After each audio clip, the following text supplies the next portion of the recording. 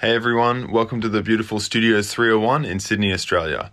Today I'm excited to be in Studio 4 and we're going to go through my top 5 tips for a better vocal recording. A common issue I hear a lot is how can I get better sounding vocals either in my home studio or in a recording studio. Today I've put together 5 tips that will help you get better sounding vocals wherever you are. Alright, step 1 for recording a great sounding vocal, we want to find a nice isolated booth or room, space in your house where you've got a pretty dead sound. You don't want to have too much of a reverberant space for recording vocals. A few tips for making your space a little more dead if you're recording at home is set up a vocal booth where you'll be singing in between some doonas or some mattresses or some jackets that you've hung up to make more of a dead space. The next thing is to have your laptop or computer nearby so you can easily, if you're recording yourself, start, stop, jump back to the start of the song, jump to a different section. Makes it super handy and easy if you've got your computer nearby.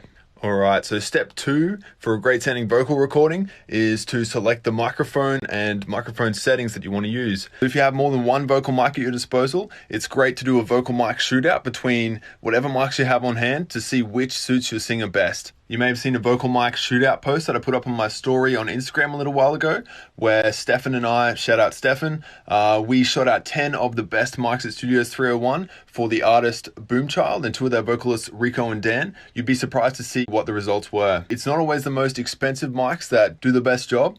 Sometimes the EQ curve of a certain mic suits a singer's voice perfectly, and in that case, it was some of the cheaper mics actually sounded the best. Alright, so after you know what the best mic is for your artist, we can come over to the mic and set a few settings up. In this case, we have a large diaphragm condenser, and you have some options including a polar pattern, also a pad and a roll-off at the back.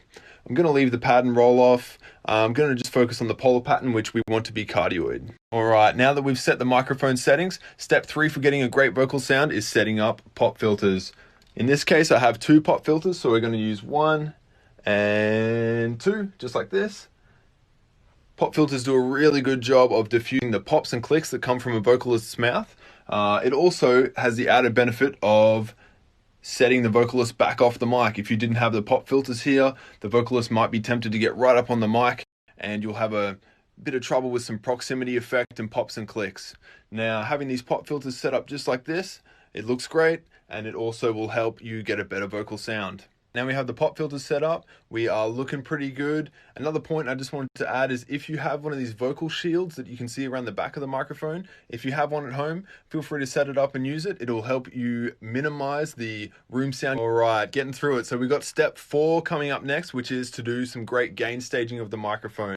What we want to do is get the vocalist to warm up on the mic, start singing while you set the gain on your preamp, console, whatever it may be. When setting the gain for your audio interface or mic preamp, you want to set it and leave a little bit of room in your Pro Tools meter. Maybe you want to be about -10, -15, something like that coming into Pro Tools. That way when the vocalist gets a bit excited, maybe they get a little loud, you'll have a bit of room at the top and you won't go into the red.